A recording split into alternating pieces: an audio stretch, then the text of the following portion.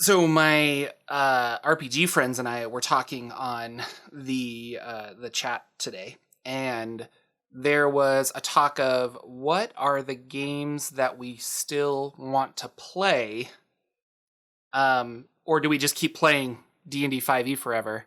And I decided to make a big database in Notion, which I will share with you guys. And there's so many RPGs that I want to play in a run.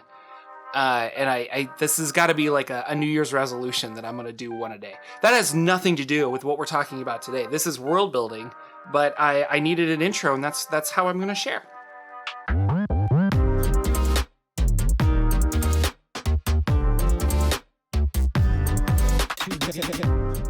Hey everybody, it is day 11, and we're doing my 30-day world building challenge, using a couple of resources, one from Absolute Tabletop from 2018, and another, WebWriter, which is building fantasy worlds for novels. So a lot of that doesn't always mesh well with the campaign setting aspect that we're going to try, but today we're going to focus in part of the exercise, and we're also going to the thing I can't remember. We're going to talk about people that are out to save the world. Who are your heroes? Clutch save at the last minute. Hey everybody, Jordan here, the PH is silent, and this is the continuation of stuff. So before we dive in, I just wanted to say that for those of you who don't know, I co-host a podcast called the Saturday Morning D&D Show, and there will be links down below. Maybe I'll do a pinned comment, maybe not, I don't know, but there's links.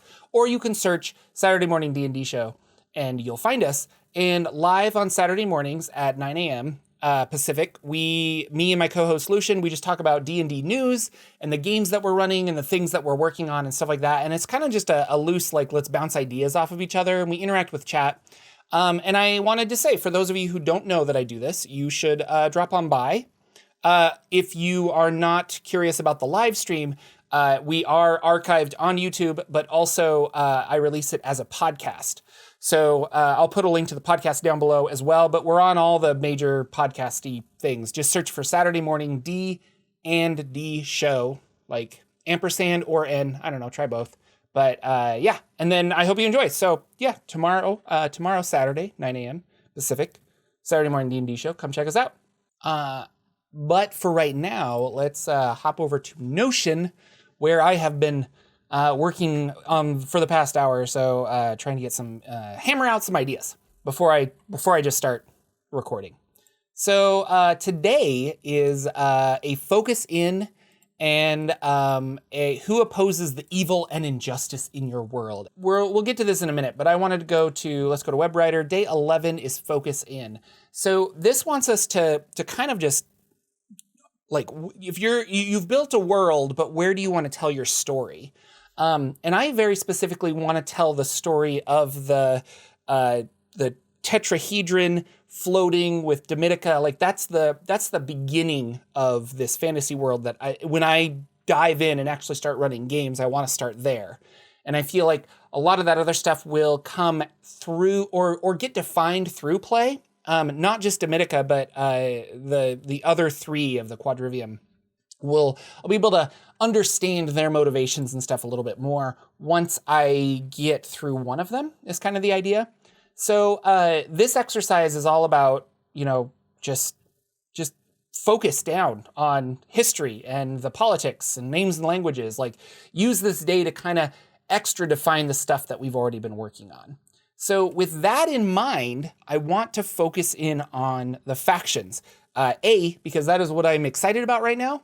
And B, it kind of ties in with the 30-day world challenge. So our 30-day world challenge is who opposes evil and injustice in your world. And I spent a long time thinking about this, and we were talking about, yesterday we were talking about I needed a name for the faction that is opposed to the quadrivium. Like, there has to be like a rebellion.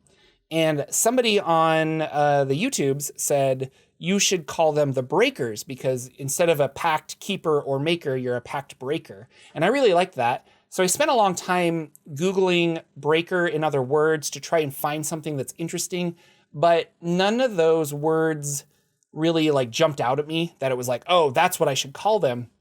But I showed this off a little bit before, but I have a miscellaneous thoughts folder here or thing where I just kind of write stuff down. Like I watched a thing about ants, and I said, it'd be cool if the floating pyramid had a social and military structure like an ant colony. Fighters are called mages, and I should like look at weaver ants. So I just kind of liked this. I saw something about ants, and I'm like, oh, that's really cool. And then Kepler and platonic solids and non-periodic tiling for the pyramid, and I like that. Like maybe it extends out to the ether. So I haven't actually used that yet, but I also haven't defined the tetrahedron. The pyramid, that's what I was calling it at the time, inverted pyramid, but the tetrahedron. So this is just where I write stuff down. And I was going through my names, and somehow I wrote down Pentastera. And I really like that because Terra is Earth, and Penta is 5, and we have 5 elements, Earth, fire, wind, and water, and the ether, the astral or whatever, and all of those combined are part of the Terra, the prime material plane. And then those 5 elements also represent the 5 platonic solids that are the different planes of existence. So the astral and the plane of fire and things like that, and not even that we have the astral and we have the gods, and then we have the Hyperborea. We have the astral plane. We have the gods, Hyperborea, astral plane, prime material plane, and then the ethereal. So 5 is an important number, and I liked it, and I liked the word Terra. So I just took this, and this is really good. Like I went to a couple of random websites and just wrote down things that popped out at me, and I kept them, and I'm glad I did because I went over there and found something I liked. So going back, I created a new faction called the Pentestra, and this is the faction that is in opposition to the Quadrivium. And I also want to bring up, some of you were asking me, like, where do I get these icons? Because if we go to here, like I've got this inverted pyramid here, and a lot of these have fun icons, like patrons and deities. I've got a little like fiendish guy here, and deities, I've got this guy here. These are from a website called gameicons.net. And it's game-icons.net. And I mean, they have almost 4,000 free icons. And this is Creative Commons free icons for video games. And I knew about this because I'm a big PC gamer. Well, I shouldn't say big, but I like PC games. And I really liked the Steam controller. Don't try to tell me otherwise. I still kind of enjoy it, and I'm allowed to. But one of the cool things about the Steam controller is you could craft custom buttons and menu inlays. And the Steam controller had a bunch of those buttons, but I would come to this website, and I found it through Reddit posts, where people were like, oh, you could find, like, hey, I need to switch to my, like, staff. I need to switch to my baseball bat. And so you could download a baseball bat and then make the icon actually look like a baseball bat. And so this was a really good resource to find these fun little game icons, and they're all in vector form, or you can download them in PNG form. But the vector form means that you can blow it up as big as you want or shrink it down, so they're really fun. So I go here and I'll search for things that I want. So I searched for symbol.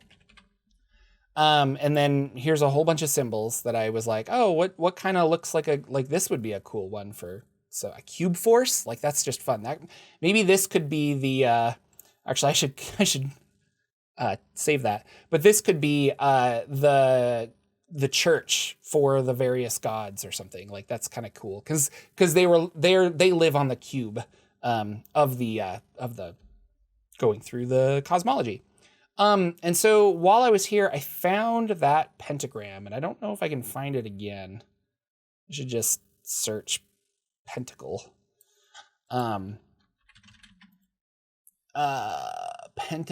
Pentagram rose. So this is the pentagram.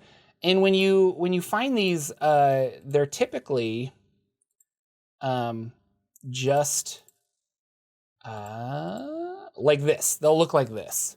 But using the side here, you can change them around. So I like to have the background be non-existent because I just want the icon.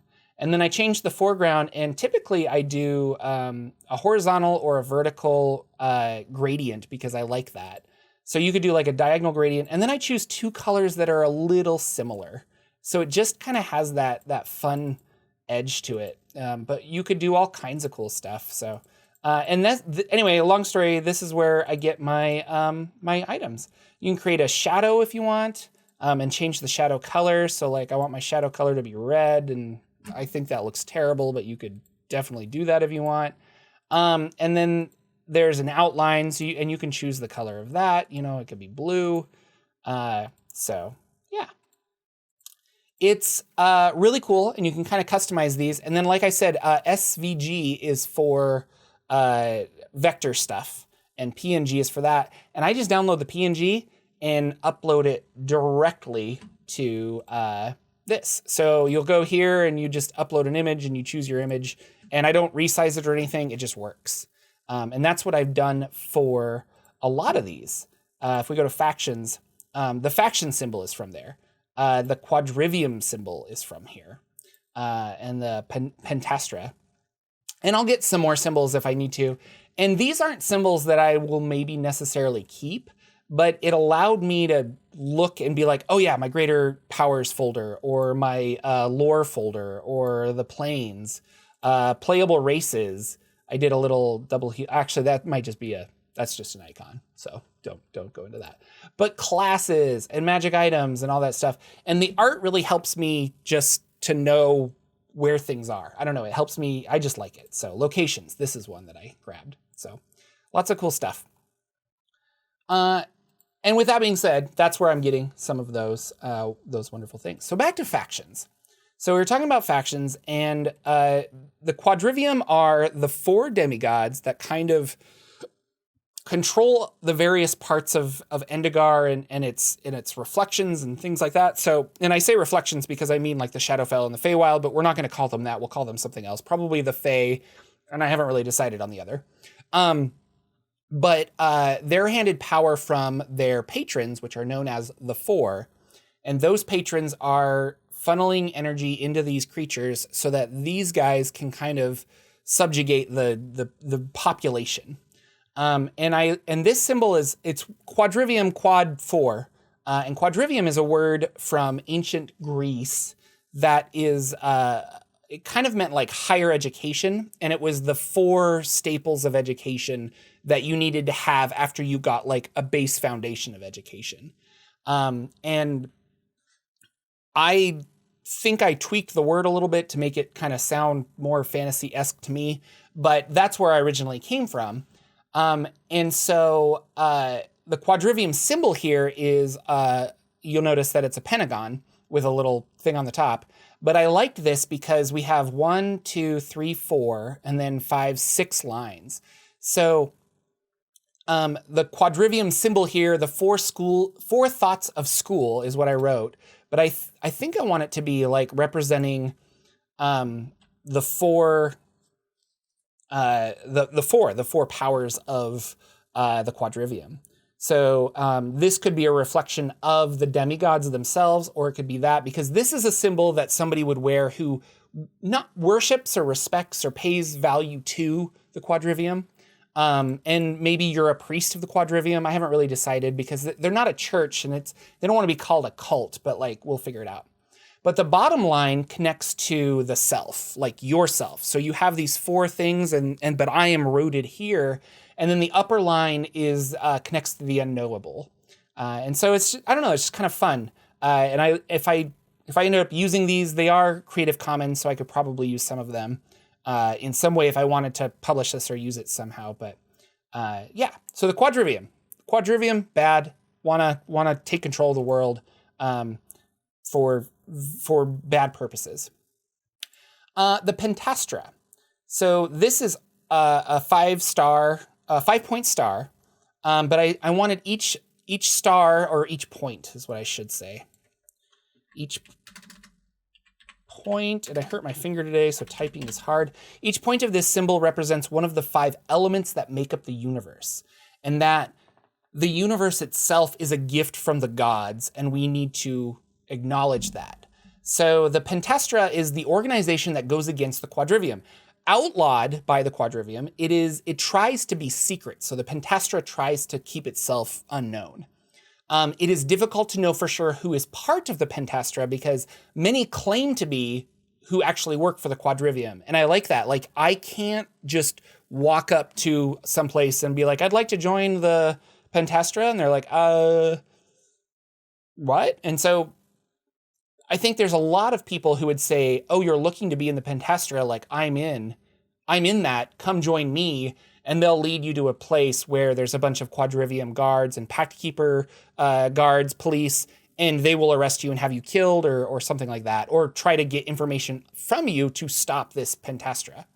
And I think the people who are part of the Pentastra, they're maybe religious in a way, but they believe that the gods created the world and that they separated the planes from that, the 5 various planes that we have. They separated them to protect mortals. So the gods have they have a vested interest in mortals, and we don't really know why. We're not communicating with them like you would in Forgotten Realms or a Greek campaign setting where the gods are literally just right there and I can walk up to Mount Olympus and talk to them. But they are invested in mortals in some way, and the Pentastra at least believe that the world was separated into these 5 things to protect mortals, because mortals are not magical creatures by definition, especially humans. So in that mindset, allowing creatures from the astral plane to direct your way of life, like you, the mortal, are now basically like, I have to do what my patron says, or I have to do what the Quadrivium says. That's allowing the astral plane to directly influence our prime material plane. And for the Pentastra, they're not about that. And I'm not gonna lie, I literally came up with all of this probably 30 minutes to an hour before I started filming. But it was one of those things that while I was writing, I'm like, oh, this just makes so much sense. And you can get inspired so easily. So Pentastra made me think of a pentagon, which made me think of a 5-point star. And so I was like, okay. And so we found this symbol. And then I kept thinking about 5. Well, 5 is tied back to the 5 elemental plane, or the 5 planes of existence, and the 5 elements of fire, water, air, earth, and the ether. So 5 is an important number in the world of Endegar, and I feel like the Pentastra would be good for them. So maybe we need to have like a tattoo or something that somebody has, or like a magical handshake. There needs to be some way that they communicate. So some way that these people can communicate under the nose of the Quadrivium. So that's something that we need to figure out at some point. But yeah, I don't know, it's a really cool symbol. I like it. I just think it's fun. So I wanted to expand on that. I think I made a picture of it, but questions and answers. So yeah, these people, you had really good suggestions. So I wanted to point you out. So Ahmed here said, what do you do with pacts and deals? You break them, so the rebellion faction should be the breakers. And I said, you're hired, because that's awesome. So thank you, Ahmed. Your idea kind of sparked a whole other direction, but I appreciate it. This YouTuber said, how about the Court of the Three Sisters instead? The believers can be more structured organization. Yeah, and so instead of the Cult of the Three Sisters, we should really call it the Court of the Three Sisters, and I like that. So I wanted to change that here. Because these people believe that they're doing the right thing, and so I like that aspect. And then finally, Autonominous, 7 schools of magic and 7 dragons, maybe something to look into. And I don't know why I didn't even think of that, but you are correct, sir. There has to be something there. So let's go back to greater powers. And we have our dragon, the Death Lord here. So we've established that he is a power, and he's the only dragon on Endegar. And he's thought of as a myth, but he's a very real creature, and he's been there for who knows how long. And I haven't totally fleshed him out, and I'm not sure what to do.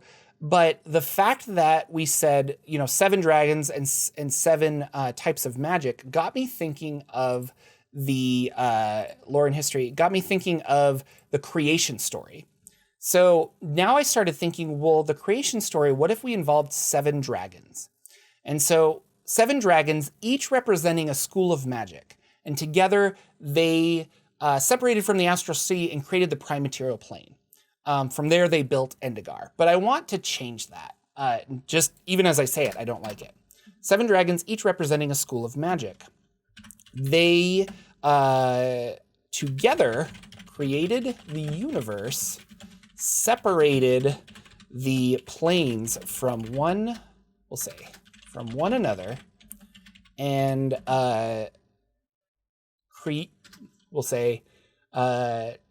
gave a place and hope to the mortals of the prime material plane. So these 7 dragons they just kind of existed, and they came together and formed the world. So really quickly, I went through and wrote down all of the different types, or the 7 schools of magic, and I was thinking,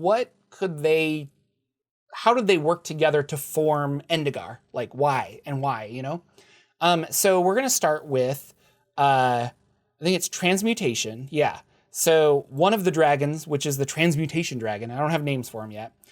They formed the earth they formed the ether into a planet. From the ether, they formed a planet. So they took this and they transmuted this energy into a planet, is the idea. Once we had a planet, we needed energy. So the evocation one, he formed a massive energy using his evocation magic that erupted, and that turned into the sun. Well, it was so bright that in order to create day and night, the Dragon of Illusion cast a veil of stars in the sky, giving us light in the darkest of nights. So there were stars everywhere. Because if we really think about this, they're in a D20. Like Endegar is here, a planet, but like the whole solar system has a shell around it, which maybe there's a Spelljammer vibe there. I'm not sure. But we have to have stars. And so I liked the fact that this might be an illusion, but it's an illusion to give us hope, to, keep us there. Then we have necromancy, and necromancy brought life to Endegar. They not only created life on Endegar, but they also opened the doors for mortal beings to pass beyond the astral plane to Hyperborea, which is something that magical creatures cannot do. So if you are magical, if you're a demon or a fae or a celestial or something like that, you're not mortal in the traditional sense. You don't have that spark that gets to go to Hyperborea because you were not necessarily created from this necromantic dragon. And that's kind of cool because it brings back necromancy can be good and bad. And we don't traditionally think of necromancy as being good. Conjuration, these creatures need things. So the conjuration brought water and air from the elemental planes and just filled the earth so that there was water, there was air, my cat's meowing. So there was water and air and just allowed it to, and I could even say maybe from the plane of earth to create mountains and stuff. And that this transmutation is the reason the ether is in the below is because it was brought to the surface and transmuted, but the ether still exists below. So that's, I don't know, I just thought of that right now. Enchantment is the dragon that gave intelligence to the races of Endegar. So they enchanted these races and said, you will be more intelligent than animals. You will be able to do whatever you need to do, build cities and things like that.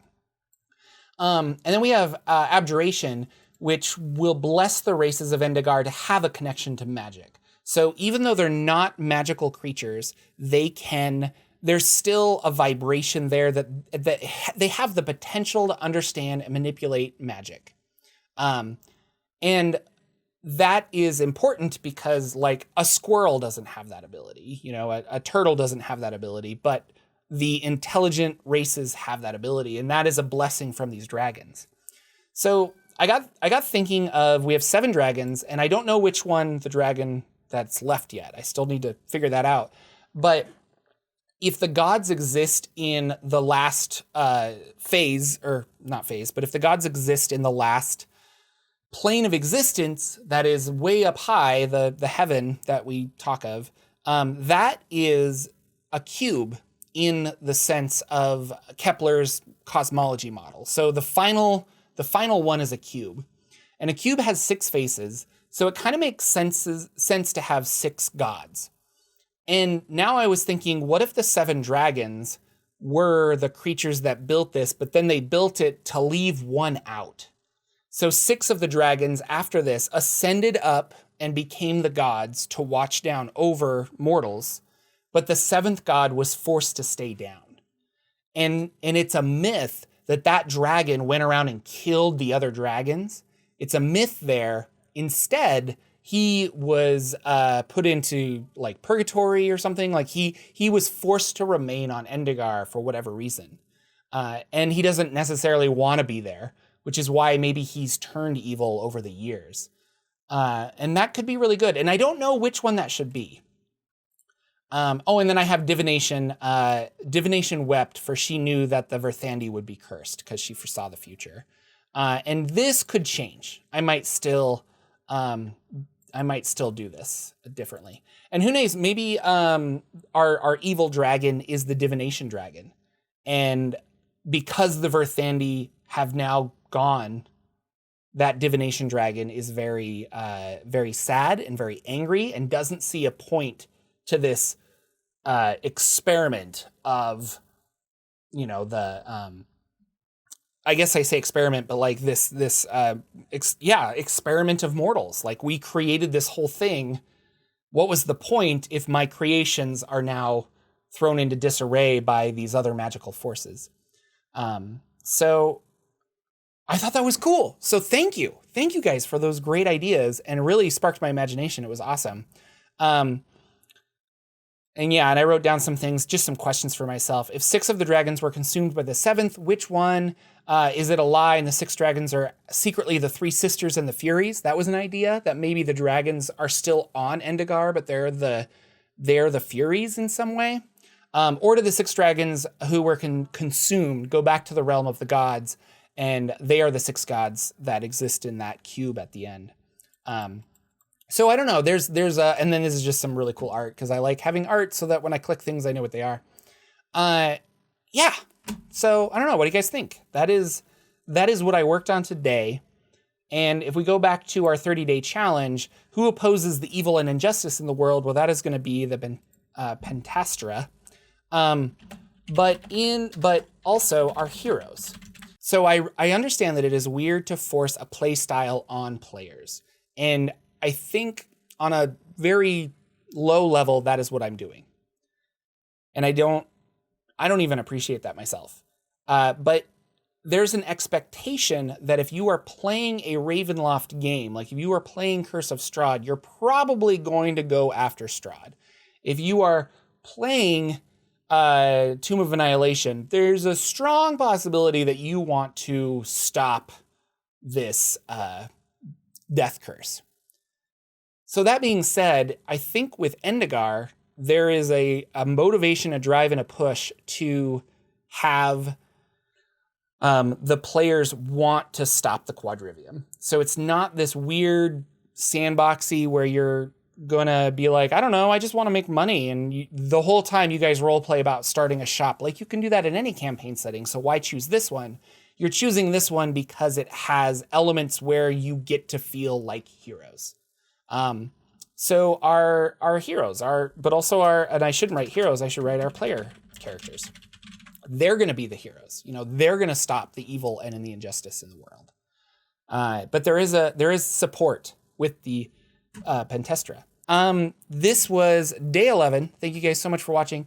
Day 12 will be released Saturday, but at the exact same time that it's released, I will be streaming. I just realized that because I always release at 9 a.m. Pacific, and our show starts at 9 a.m. Pacific on Saturday. So I guess whatever, you can watch one, watch both, wait, I don't care. But yeah, so I will be doing my podcast, the Saturday Morning D&D Show, with my good friend Lucian. We're going to talk about all things D&D, and I'm probably going to talk a lot about this process because I haven't, aside from, well, I played a few games, but this is important to me right now, so we're going to talk about this. So I would hope that you join me. And if not, have a wonderful Saturday. Thank you guys so much again. Really great comments. Really appreciate all of the encouragement coming from the community on these videos. And just in general, it's been a lot of fun. So I will talk to you later.